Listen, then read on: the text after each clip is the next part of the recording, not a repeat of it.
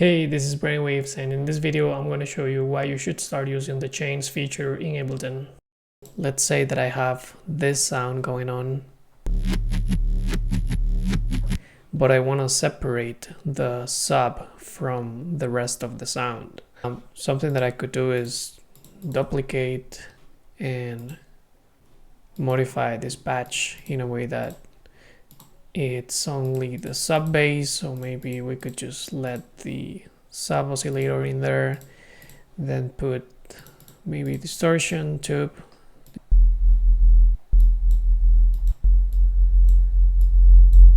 and now we have sub in there. Then we could put an EQ like this and another one in the original sound like that. So now we have one sound with the sub and another one being the other frequencies. This is good because it gives us more control over the frequencies, and we have like a cleaner sub and all that. But there is, like, I feel like a more efficient way of doing it, and that's with chains.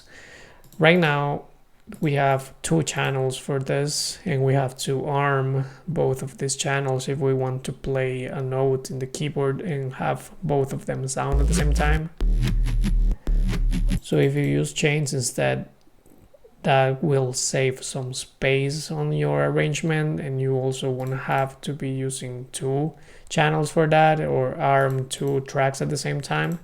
So basically, to do that, what you do is first group everything, then select this chain list panel, and now you see your chains. So what you can do right now is duplicate this one, and then you can do the exact same process that I did for this one, which was delete the oscillators, leave the sub, delete the other effects, just leave the tube distortion in there. And now we have in one channel, we have both the main sound and the sub, and now we just need to modify this EQ on the second chain, which is the sub bass chain. So I'm just gonna name it sub. I'm gonna put it on red color, and we didn't have to create any new extra channels for that, and we don't have to arm two tracks at the same time. We have all of that in one main channel right now, which is great. And you can control both of these chains completely separately. So you can control the volume of this one and the volume of this one. Then you can put like effects in here that won't affect the effects in here. And if you want to have like an effect or something that applies to both of the sounds, you can just drop it outside of the group. So if you want the saturator to be affecting both of the sounds, you put it in here, and now that's affecting both. But if you want only to have the saturator on the main sound without the sub, then you can put it in here. And now I can have this sound completely saturated and the sub still being clean.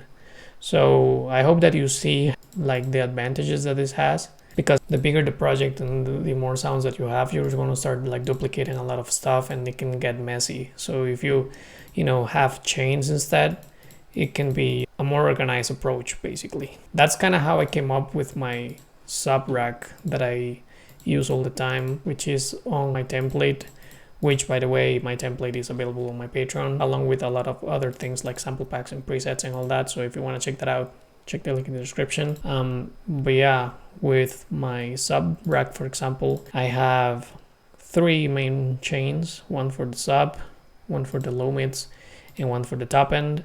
And I have a lot of control with these three chains, so I can really have a lot of flexibility when building my subs. And I have also a lot of presets in here and macros and all that. That's kind of for another video, to be honest. That's kind of a little bit too deep for this one. But basically, you can assign macros to things in various chains. So if I use the drop macro, is affecting all the 3 chains, not only one.